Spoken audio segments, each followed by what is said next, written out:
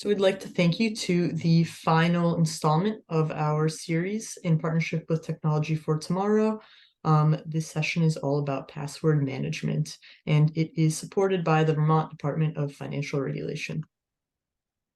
Just a small overview of the CVOEO financial assistance programs. Growing Money and Green Saving Smart are both available to all low to moderate income Vermonters. They offer one-on-one coaching as well as classes such as these where folks can learn more about budgeting, saving, retirement plans, things of that nature. The difference with Growing Money and Green Saving Smart is that Green Saving Smart also adds an environmental lens and focus to the equation. So folks can also learn things in regards to earning rebates for heat pumps and the like.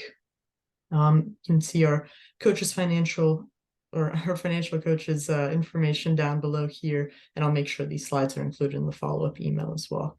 But without further ado, I would like to introduce Malachi LaForce, our presenter today from Technology for Tomorrow. All righty, let me just start this.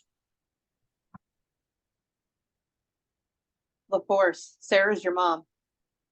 No, No? you're close, but no. Oh, okay. Never mind. Sorry. Sarah's my aunt. Really? Okay. Sarah, of course, is my mom. I knew it sounded familiar. All right, we're going to do if.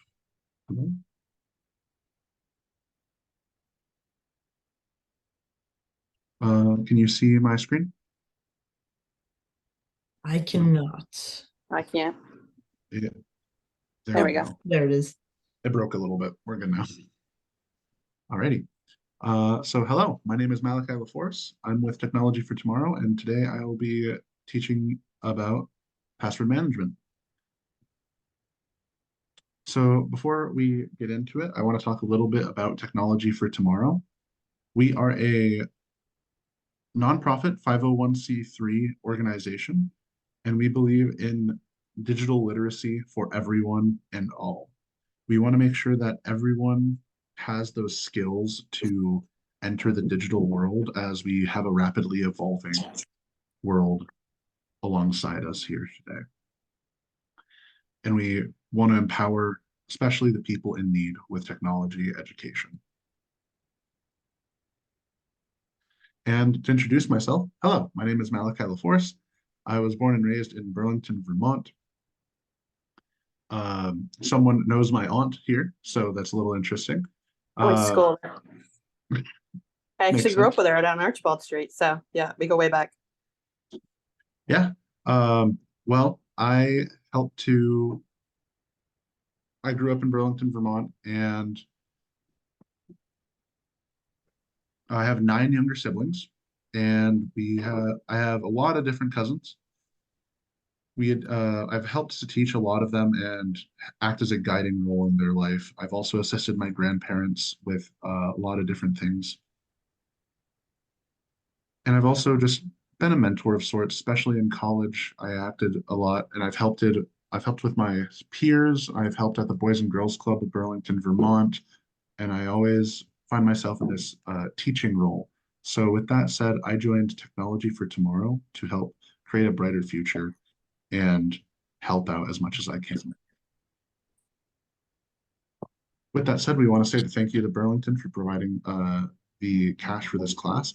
In addition to thank you to CVOEO for hosting us. We are really appreciative of being here and always helping out folks. Now, today's class is a lecture-based class with a little bit of discussion entwined.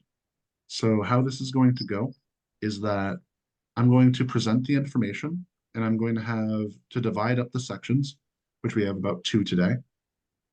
There's a couple of other things in the agenda, but after those sections, we're going to have about 5 to 10 minutes for questions.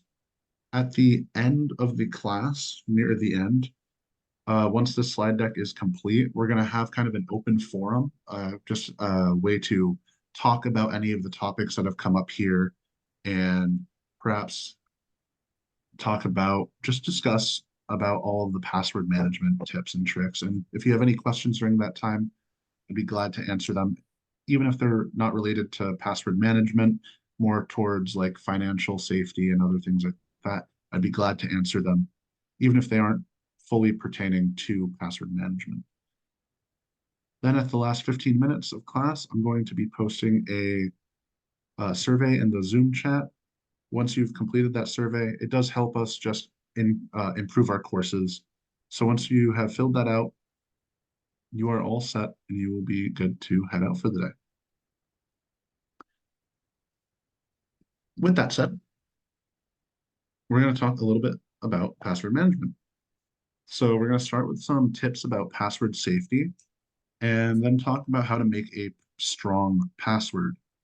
We'll have some tips and tricks, and then we'll talk about what happens if your account is hacked and how to relock it, and what you should think about when you have been hacked or an account has been compromised. Then at the end, we'll talk a little bit about some password managers, which are helpful tools that some are free, some are paid for, some are subscription based, about $5 to $10 a month. And we'll talk about a couple of those as we get there. With that said, let's hop right on in. So the first thing to talk about is storing your passwords. It's completely okay to write your passwords down. The main thing is that you want to put them in a safe place, and you want to try to avoid a couple things. Now, you want to avoid writing passwords and putting them on post-it notes. You don't want them just on your computer, just so anyone who can physically steal your computer can just access everything. So you want to avoid that. You want to avoid writing them on your computer. I've seen a couple of people will scratch in or write into like the deck or the base keyboard of a laptop, or just nearby, or like etch it in.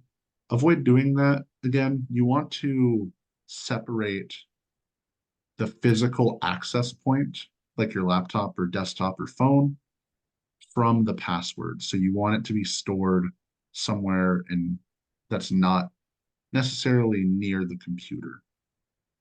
And don't save them on multiple different papers just scattered about on your desk if you use a desktop, or just don't leave everything scattered about. Perhaps have a locked journal if you're going to do anything physically.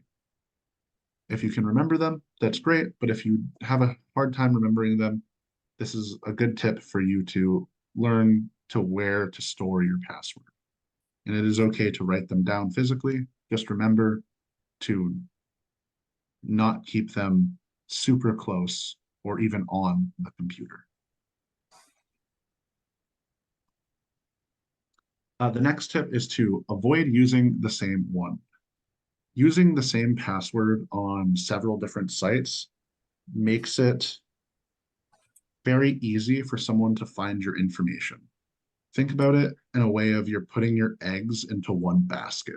By having one password, the moment someone gets the basket, which is your password in this case, they have all the eggs. They get everything in there, which can potentially be very awful, including your email, your bank, your social media. And then they can, especially with social media, these people will spread like wildfire. If they have your social media accounts, they'll start trying to get other people. And if they fool at least two people, then they've already grown, doubled in size for their accounts. So they can just keep doing that and doing that and doing that until they have way too many. So be careful and avoid using the same password on several sites. I would say at maximum, use the same password up to 3 times, but even then, that's pushing it. The best and the safest strategy is to use a different password for each unique site.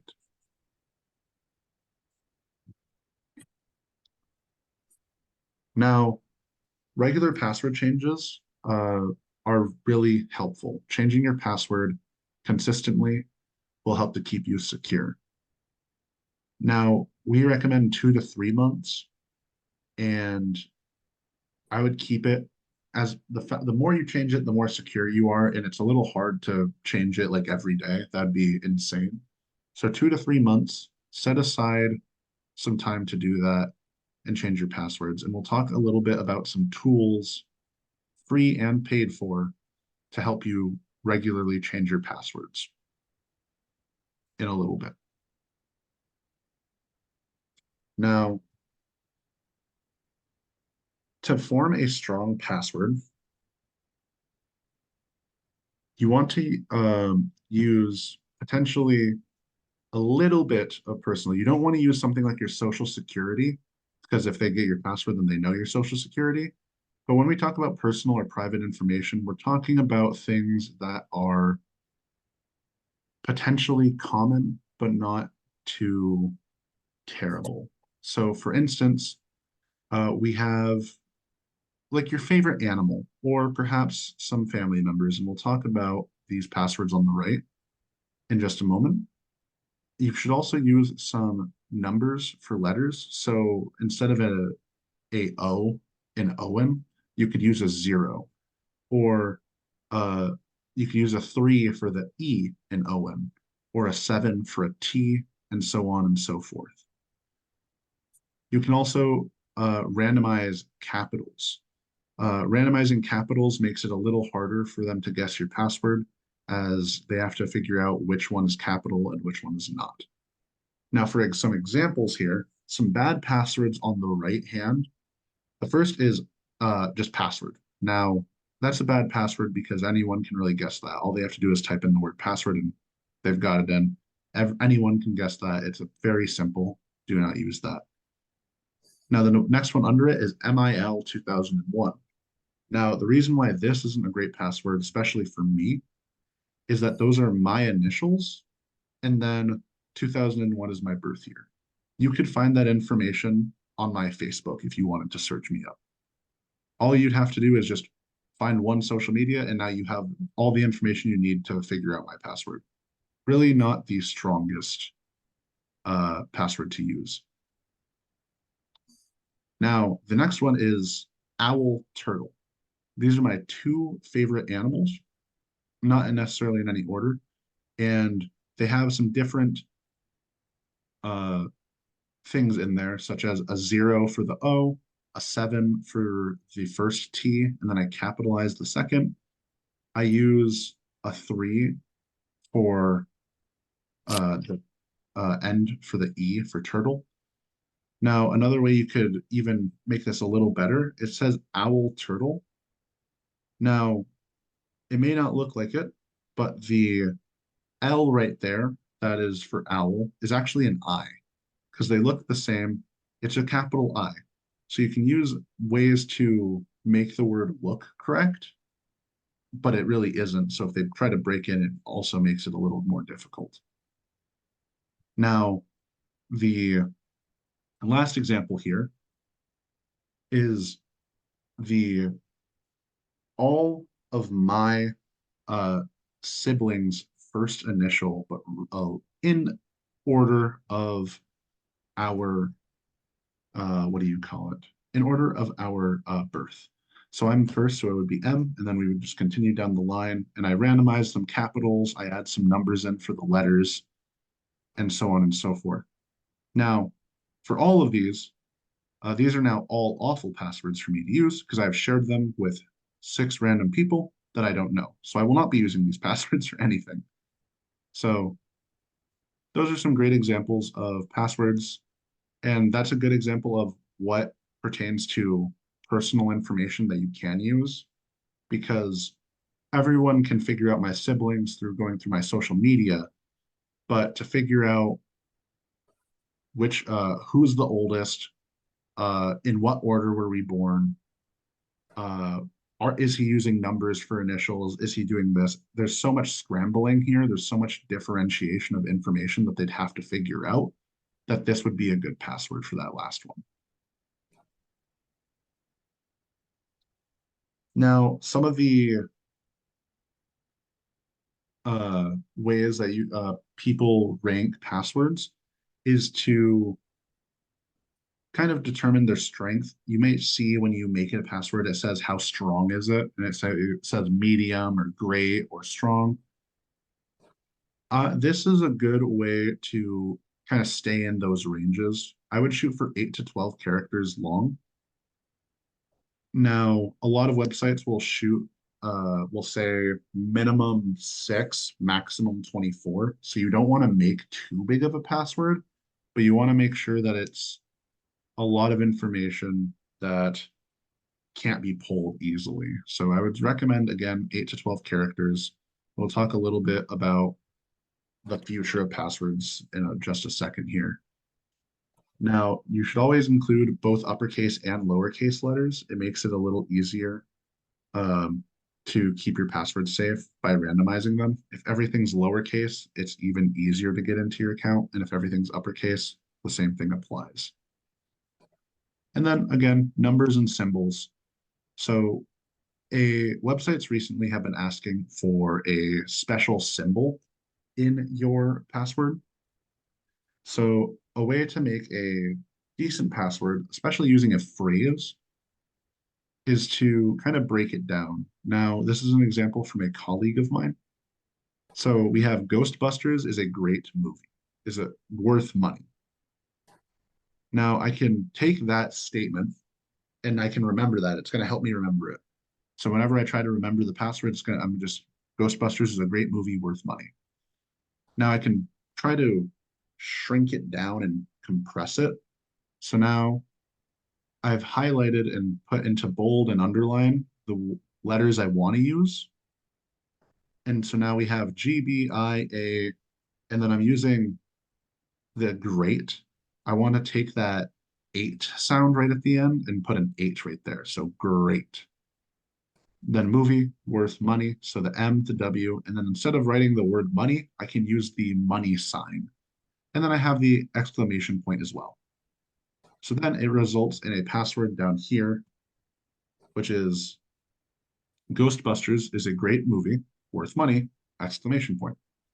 This is a great way to make a password by taking a phrase and boiling it and compressing it down to something that you will be able to remember. And by making the phrase, it'll be easier for you to remember what it is. Instead of trying to remember GBIAGR8MW cash sign exclamation point. I don't think I could remember that off the top of my head for all of my passwords without this kind of uh, memorization method.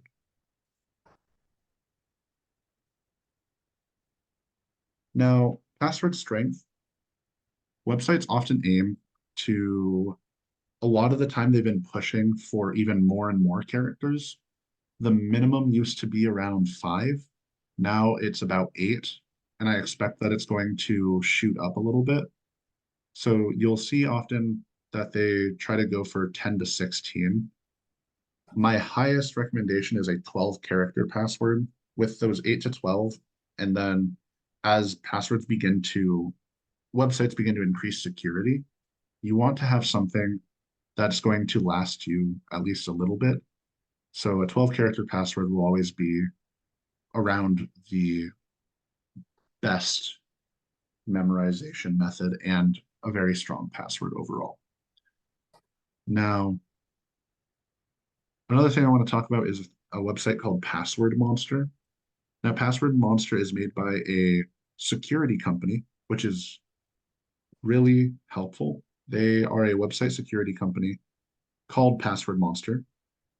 If you look up passwordmonster.com, and I'll show you at the end of this class, but they have access to the latest technology in breaking passwords down. So they can actually help to rank a password and how long it would take to fully get through with their software. If someone sat there and tried to break into your account, you can put it in and it tries to give you an accurate representation. Now, as technology evolves, that it may become a little more and more off, but they're trying to keep up to date. So it's a good way if you wonder how easy it would be to get into your account. to do that. Jennifer. Sorry, you just answered my question by just saying that, continuing on. So thank you. Okay. Allow me to. Jennifer, do you mind putting your hand down? Oh. Thank you. Now, Password Monster is just really a great way. And if you scroll down, they talk about how and why they're safe, and they have some amazing privacy policies and security policies. So I really recommend using Password Monster overall. Now, if your account, even though you've taken all these security measures and everything's gone well, your account gets broken into. What do I do? Now, the best thing to do is to react. What do you do when you're hacked? So the first thing you want to do is you want to reset your password. Think of React as an acronym for yourself. The first thing you do is reset the password. You want to make sure as fast as possible to just reset it and say, there might be a setting that says, hey, log me out of all accounts. You should click that as well so that anyone who's currently logged in will be logged out immediately and they'll need to know your new password. The second is to email or message important contacts that you have been hacked. This is especially important for social media. If someone has hacked into your social media and they have your information, you're going to want to tell those contacts, especially on that social media, hey, if I send a link or something weird, I've been hacked. Do not click it. Do not click anything I send, etc., etc. Try to anyone that you talk to on a consistent basis, I would do that. And then if it is a social media like Facebook, perhaps, I would post on your account, hello, I've been hacked. Please do not click anything from me so that it will reach everyone in your contacts. Because if you have like 500 friends, sending a message to each one individually can be painstaking. So always make sure to message important contacts. And then the next thing, if you know that the password for that account is connected to your bank information, if you do digital banking, you're going to want to alert your bank. That way they can look for even more suspicious activity, and you can say, hey, look, this is my plan for the next couple of days, so you can't make any. Okay. Okay. You're going to want to alert your bank, and if everything goes correct, you won't lose any of that information and you won't lose money. The worst thing that can happen if you lose your bank information is losing thousands upon thousands of dollars. They could sign up a loan in your name and they'd take out the 10,000 for themselves. It can get very messy very fast. The next thing, if it has happened and you're on your computer and it's an account that's you've been using on a computer for a long time, you're going to want to use a virus or a malware removal software. Now, you may have heard of things like Norton or McAfee. They might be already installed on your computer. I do not recommend them. They actually act in a very specific way that some people in the technology industry considers them honestly even closer to malware themselves. They aren't good programs. They aren't properly protecting certain aspects of your information. Now, for a recommendation, if you use a Windows computer, a lot of computers are built in with virus removal software. So I recommend using this standard for your computer, the one that's already installed, as long as it's not Norton or McAfee. For Windows, it would be Windows Firewall Security. And Windows has been updating that as they go, so I highly recommend that over Norton or McAfee. They can get very annoying, especially if you don't enable them immediately, they're going to give you pop-up after pop-up after pop-up, and they very much, again, act more like malware and harmful software than anything else. And if you have emailed everyone and all of your important contacts, the last step is to tell someone. You want to make sure that someone is knowing what you're going through, and someone I would say that you trust, not someone an important contact perhaps, but perhaps a friend, a very close friend, a family member that you're close with, just someone. You should tell them so that you're not going through this and they can actually potentially even help you out through this, especially for emotional support as well, because this can get very hectic, very fast. Are there any questions on all of those tips and tricks and that React message as well? The only thing I have to say about this is I've noticed recently when I'm getting on my laptop, I have notifications from McAfee that just come up saying all of a sudden you have so many viruses on your computer, please update or please go fix this right now to delete them. And I've just been ignoring them because it's not something that normally happens. It's just on like random sites that I'm on where that tends to pop up. So is that a good thing that I'm ignoring it and not following through with it? Correct. So if you're on a random site and they begin to pop up, what's actually happening is, so do you use Google Chrome or anything for your Yeah, browser? Yeah. yeah, Chrome. So Google Chrome uses, Google Chrome can have extensions. When you visit a website, you may have clicked on like allow something and just said yes. And if that happens, they can install a little extension underneath. Those pop-ups are actually a part of that extension. What it wants you to do is if you do end up clicking on it, then they're going to get you. They're waiting for you to click on it, and then you're going to start downloading those really bad softwares. Okay. Yeah, I have no intentions on clicking on them. It's Yeah. an advertisement, isn't it? They're basically trying to get you to buy McAfee.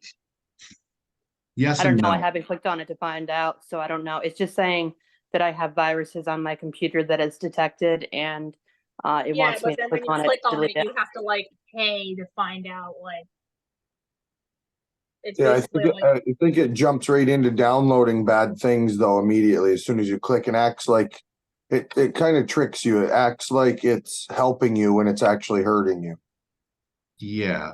The way that it's not actually McAfee in this case. It's a fake McAfee waiting for you to click their button so that they can install things.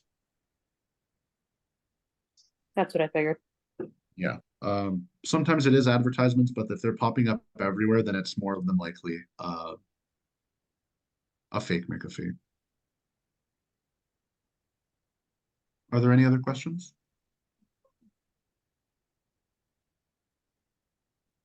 No? All right. I'm going to go ahead and continue on to section 2. So password managers there are some free ones, there are some paid for ones, and then there are some with free versions and then paid for versions. What they do is manage your passwords for you. I've put here 3 that I trust very much so, which is NordPass, LastPass, and 1Password. Now, I don't know the payment off the top of my head other than for NordPass because it's what I use. It's about, I want to say, there is a free version. It does not include NordPass, unfortunately. They have a lot of different security softwares, but about, I would say, $20 a month. And they have a lot more than just this one password manager for that $20. It's about 5 to 10 different softwares for security specifically. Now, what these do is in one place, they put all of your passwords and they can change them automatically for you, make strong passwords. And the best part is you don't have to remember them because when you are if you go to log in and the password manager is installed on your computer, it will just say, hey, we know this place. We know the password. You want to log in? You click a button and it goes, cool, you're logged in, and it logs you right in. Just at the click of a button, you don't have to remember the password. You don't have to remember anything. Now, the reason why you want to make sure that it's a trustworthy password manager is because they are holding all of your passwords by all means. That's why it's good to know who you are working with. And it's also why I often refrain from going for free password managers. Because free password managers often are more scams to get your password information than not. Anything free means that you're the person, you're the product. Exactly. Um, especially especially if you're using a password manager and it's free and it says that they're not using any ads, like they're not putting advertisements around. That means they're getting money from somewhere, and it's not advertisers. It's you. Yeah, exactly. So let me. Password manager works in a way that it scrambles all of your information and puts it into a nice secure vault. They can log you into a site with one click. And my favorite part is that instead of having to go to Facebook to edit the information, and then I have to go to Gmail to edit information, and then I have to go to this website, and then this website, and then next website, I can just edit everything in one place. If I really need to do everything, I can just edit it right here, right now, all in one little location, which is very helpful, especially if you need to change something fast. You just know that you can go right to the password manager and just do a little swap and you're all set. Now, some pros and cons of using a password manager. So the first is that it keeps password in a nice, safe place. It can generate passwords automatically, and you don't even have to remember them. You only need to remember the one to get into your password manager, and you should make it something amazing. You should spend a good amount of time making an amazing password for your password manager, just so no one can get into it. And you can have a setting. If you remember how I talked about that you should change your passwords every 2 to 3 months, you can have a setting that does it for you. Whenever 2 or 3 months pass, you can set the time that you want it to change, and boom, it'll change it for you automatically. You don't have to remember everything. It is phenomenal. Now, there are some downsides. And as you can imagine, the first one is that you're putting, in a way, again, all of your eggs into one basket. Because if they get your password for your password manager, then unfortunately, they'll have everything, which is unfortunate.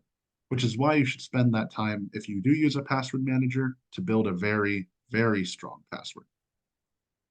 And the other thing is, it's insanely challenging to access websites if you're on a different device.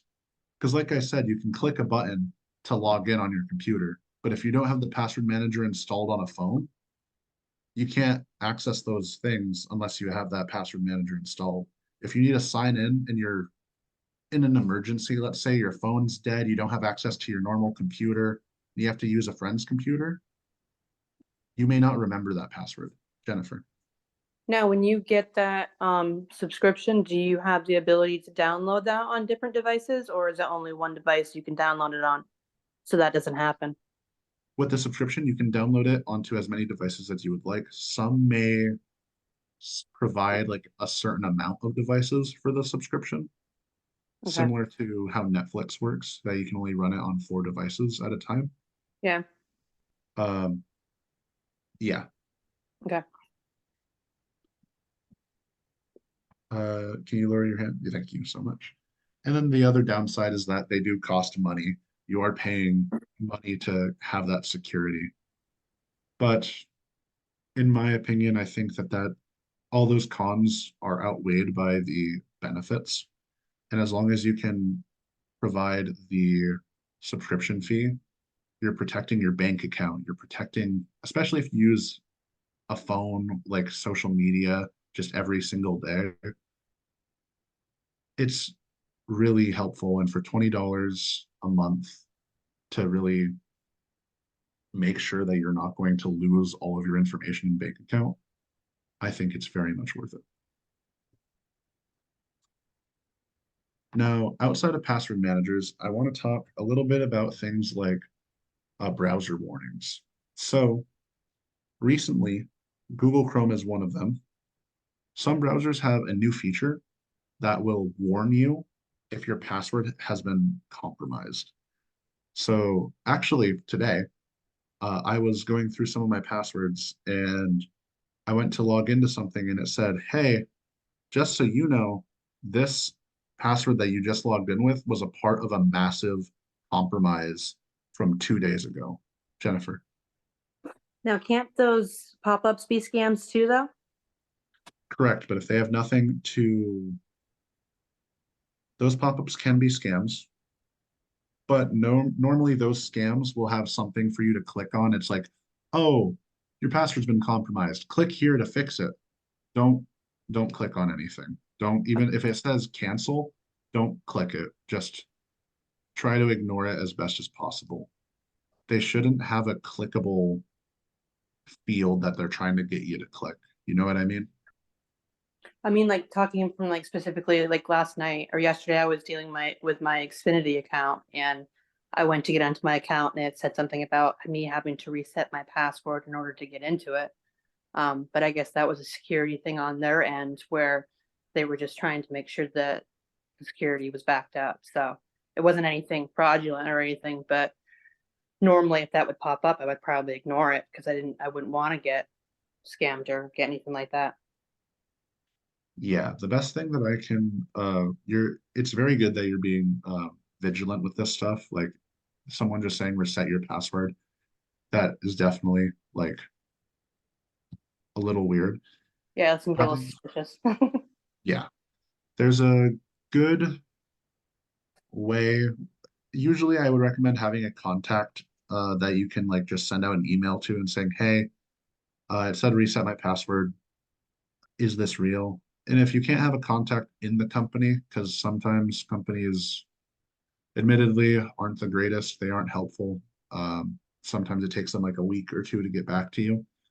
Having a contact, maybe a friend or uh, honestly, a child of a friend could be very helpful because a lot of technology is advancing and they are in the school system learning that technology.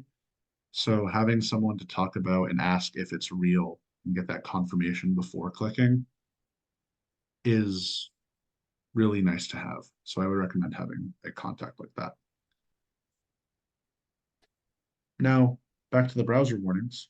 There are browsers that, including Google Chrome, will, if you try to log into something, and this is one way to tell if it's kind of a fake pop-up or a real pop-up. If you go to sign in and everything goes normally and your web address changes and that pop-up persists through that website change, try to change the website one more time. Change it to something that isn't the website. So if you're logging into Facebook, change it to Microsoft.com. Change it to just some random website. You don't even need to log in. By changing it, if that pop-up persists, then it's fake. It should go away once you're off the website. But if it goes away, then you know that that compromisation is real and you need to change that password soon.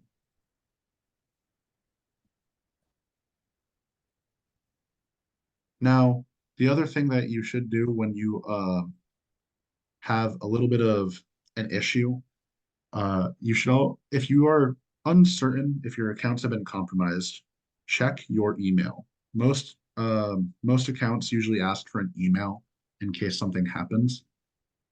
Check for login activity. If usually when you sign into something, let's say Venmo, it will it will send to your email, hey, a new device is logged in. Was this you? And apologies, is this password management course for CVOEO? Um, I believe so. I'm here with Sophia. I'm just a technology for tomorrow trainer. We're partnering together. Sophia, I just want to give a confirmation here for Yeah, this is the right place to be. perfect. Thank you so much. Now,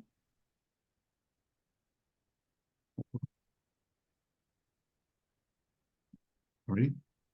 So check for that login activity because every time someone logs into a new device, normally it will give you an email or a notification on your phone if you've set them up to do so. And normally accounts are set up that way, especially things like Venmo. So if you get a message that says, hey, you've been logged into this, check if the email is real first. Make sure that the email is an official Venmo account. It should say something like no reply at Venmo. Now, when you're checking for emails, if they're real or not, you want to make sure that they don't have misspellings, that they're actually directly talking to you. They might say like, hey, Malachi LaForce, your account, there's a login over here. Instead of a scam might say, hey, your account's been compromised. Click here to fix it. They don't address me. They just say your account has been compromised. They don't talk to me specifically. A lot of suspicious activity is how that starts. The other thing is that I recommend getting into digital banking if you don't have access to that already. A lot of banks have been moving forward into it. And then you can easily check your purchase and transaction history on that application. So I actually spend, I would say, just a small little check, 5 minutes every day, just to check my transaction history to see if anything's wrong. I always try to make sure that I know what purchase is which and if I remember it. If I don't remember something on there, I immediately will contact my bank, send an email. If they're open, I'll call because I don't want anything to happen to my information. And the other thing to do is to check your trash and spam. If you suspect that your accounts have been compromised, there's it's more than likely that your email has also been compromised. So what are they I, going to do to I get a lot of the stupid, you want $1,000 credit card, this and that. I get a lot of those stupid things. those are spam emails. Yeah, those Yeah, I are know. And I'm like, well, if you're gonna give me $1,000, just hand it in cash. I don't want no dealing with that stuff. Or those checks they were sending out at one point. You remember those where they were sending out checks and they were fake checks? yeah, So yeah, I've seen those. yeah. It's don't click on those. Those are very risky to click on, and they can definitely get some information from you there. And a good rule of thumb, if you're ever out on the internet, a couple of the past classes I've said this, if anyone asks for your social security number, don't give it to them on the internet. No one is going to ask for your social security number unless it's a government website. And the only government website, And and even this, then, don't give it to them. Like, just make it a rule you don't give it to anybody. yeah, I don't realistically, get my social security number out to nobody. Even at the doctor's office, I'm like, you want to see it? I'll show you in person, but I'm not doing it any other way.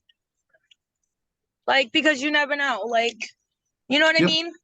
yep. You never know who's Even on at that. the doctor's office, I do it that way too. Like, even with my kids' caseworkers and stuff, I make sure I don't even call them and give it to because you never know who's listening. Yeah. So always be more vigilant and always, when it comes to this, always play it safer than riskier. It's better to have your well-being in check rather than risk it because someone says, hey, $10,000 potentially. You want it? No, no. Nothing like that. And especially on the phone as well, people can imitate others. I talked a little bit about this in another class, but there is, with artificial intelligence rising, there is a lot of Deep fakes.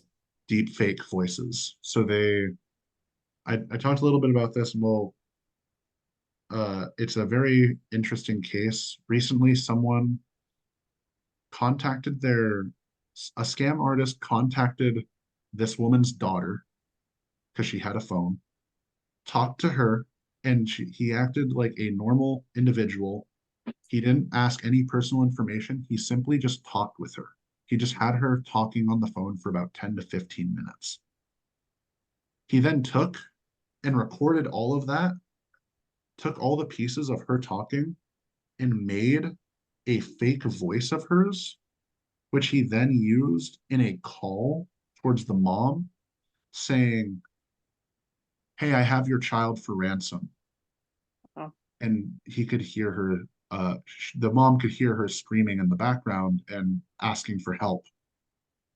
And it was her voice because all he did was just simply talk to her. This is a little bit of one of the scams that's on the rise.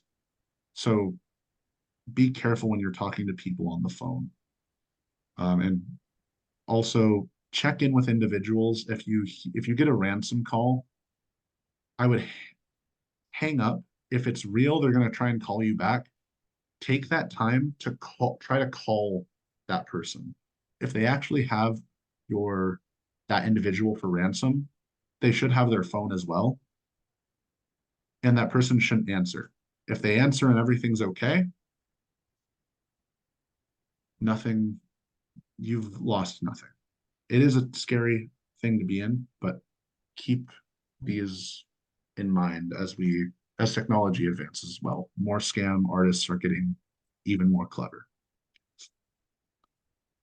And the reason why I ask you to check your trash and spam is because if they have access to your email and your email's been compromised, they're going to delete all the emails that are coming your way that are notifying you that they're getting into all your information. They're going to mark it as spam. They're going to mark it as trash. So you're not getting notified. They don't want you to. So check your trash and your spam if you think you have been compromised to see if someone's randomly deleting emails, talking about login information and stuff like that.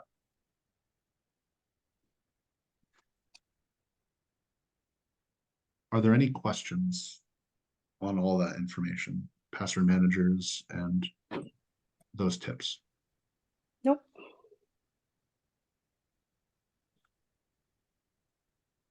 All right.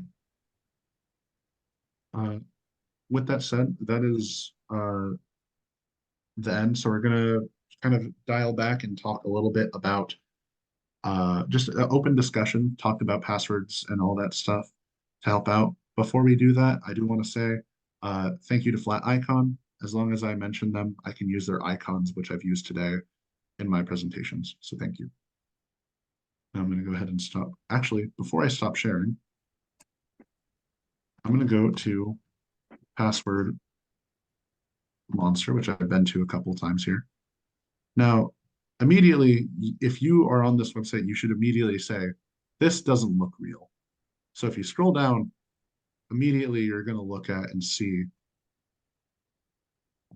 that they have a lot of different policies here. They're talking about why is it good. And they even have, they even provide, so they're called My One Login. They have their own password managers. So this is a really good way to keep this in mind, that don't just use any random password strength checker, because obviously they want to have you go in and take your password. So you can type in a password here, and it kind of has a couple of different checkers. You can show the password if you'd like, and it tells you time to crack your password using their technology. So And that's Something any from- technology that would be available to to like hackers or other people? correct. Okay. So it's really good to use Password Monster because it's a way to identify if the password's actually strong or not. Now I'll stop sharing my screen. And if you're ever on a website, another thing to look for is when a website you type it in, it should have like HTTP at the front. If it says HTTPS, it's secure. They actually have security protocols and stuff like that. If they don't have an S, there's a problem. They're sharing your information. They're doing something with it. Every single website that is like Facebook, Instagram, super popular, they're going to have that S in there. They're going to be HTTPS. If they don't have an S, it's either a fake version of the website or they're going to be using your information for something. And what could they be using your information for? What are certain things that they would be using it for? Just phishing for whatever, or trying to collect data points, or what? Well, so it depends on the first thing is if you make an account with them, and if it's a random website, we'll say, they're going to try and use that password and your login information on other websites. They're going to try and do that and get even more of your accounts and stuff like that first. If they can get into more of those, depending on the accounts they get into, they're going to do different things. If they get into a social media account, they're going to try and one, hold it hostage, and two, they're going to want to get more information, not of you, but of other people. They're going to start sending messages to your friends, your contacts, and being So like, they're initially fishing for more information, more contacts, more whatever. yeah, Yeah, and if you have that one thing linked to more things, then and they're logged in as you, then they're going to have the access that you would have, and they're going to see what else is linked by looking at what you have on your account, and they're going to be able to go log in onto whatever's linked for free. yep, exactly. And then That's why, yeah, that's why he said to like reset the password if you notice anything like that, because then there'll be an alert saying, do you want other accounts logged out? Because that's pretty much the only way to fight them right then at that point, or they get it and hold it. yeah, because the first thing that they also want to do is Just change also the password. Yeah, Exactly. reset the password. Yeah. Have all access to it to lock you out of it. Then you can't get back in, and they're the owner of it. Exactly. exactly right. That is exactly what they want to do. So it's a race to reset the password. Yeah. And you have the upper hand mainly because right now, two-factor authentication has been coming into play when it comes to passwords. Yeah. So if you haven't heard about two-factor authentication, you might, when you log into something, they might say, oh, we're adding 2FA or MFA. You might have heard those abbreviations. 2FA is two-factor authentication. MFA is multi-factor authentication. What it Yeah, I does always is, deny that because it's a pain in the ass, but I shouldn't be, huh? yeah, that's correct. It's definitely annoying because it adds another layer. And trust me, I've had my own fair share of how annoying 2FA and MFA can be. But it's for your security because think of it as a way of oftentimes it'll be like, oh, send you a text message or send you a email or something. As long as you have access to like Google asks to sync a phone to you. So as long as they don't have my phone, they can't get into any accounts. Even if they have my password, they need my phone physically. They need my physical phone to get into an account, which is why it's insanely strong, but it's also super annoying because if I leave my phone Then at you're home screwed. and I can't sign into anything. Yeah. And it can get really, really annoying. But it's again for your security. So think about it as a checkpoint they have to get through. They have to go to that checkpoint first to get to the gate. So Yeah, and I I noticed what works good is like they'll ask security questions for like the second, the two factor after they get something else, they'll ask you security questions. And I always put something down that's like from a point in my life that I would only know. Like no matter what, they're never gonna know that when they get to that, and then they're like stumped. yeah, it's really actually that's a good point. Sometimes I actually will I one thing that I've done and it's helpful for those security questions is that I've made a fake person that's lived a very different life than me. So even if you know my life, you're not going to know the answers to those security questions. Yeah, yeah, that's great. Um, which is another good way of doing it, but that's a little annoying at times because you have to remember this other person's fake life. So, um, are there any questions or any discussion topics on passwords? Anyone want to ask anything or just talk a little bit? Well, I'm one of the ones that has the same password for everything, and I know I shouldn't, but I forget things so much, and I do write them down trying to put them in a specific place so I don't forget them, but then that place gets forgotten and then my passwords are gone. So I tend to use the same password for a lot of things. But I don't have that many things, so maybe like a handful in total that I have my that same password on. Um it's a little bit different on each one as far as like the numbers or the capitalization. So I mean, I guess not exactly the same, but it's around the same kind of thing, or else I'll end up forgetting it. So that's my biggest problem with trying to remember passwords. Even if I do write them down, it will disappear somehow. I do a variation. I use a very similar password for almost everything, but I usually do some kind of variation of it. Yeah, I actually do recommend so if it's hard for you to remember passwords and trust me, I've my passwords are all kind of mangled unless I'm using my password manager. Um I have a very long password of 20 characters and I just randomly change certain things for different websites. Like um don't want to use any examples from mine.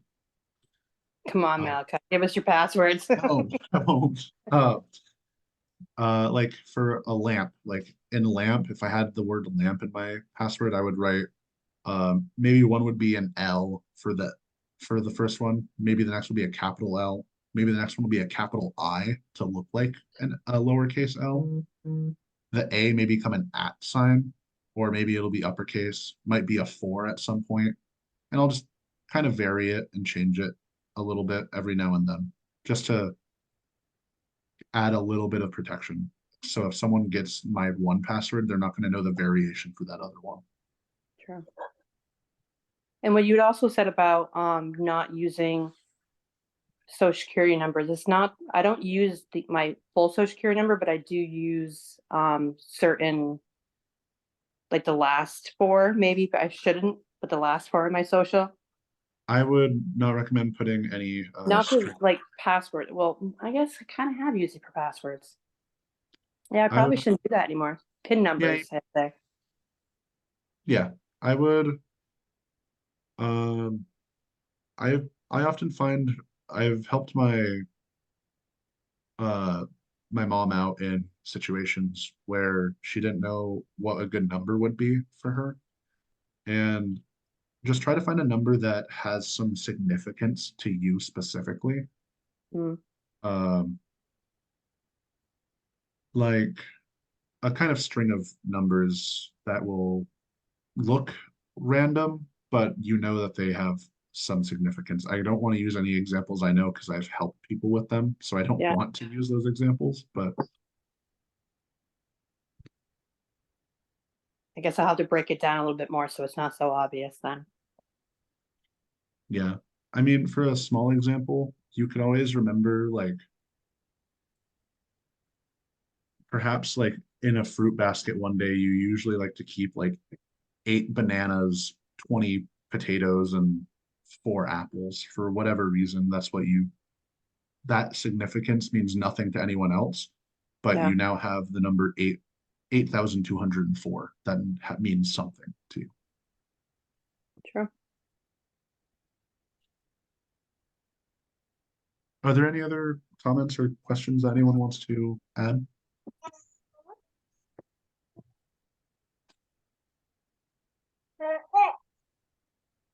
Someone wants to add some comments, but I don't think he's old enough to understand the context. Well, I guess that little one thinks it's okay. Sophia, it seems like we're kind of entering the kind of wrap up phase. Are we okay to end a little early?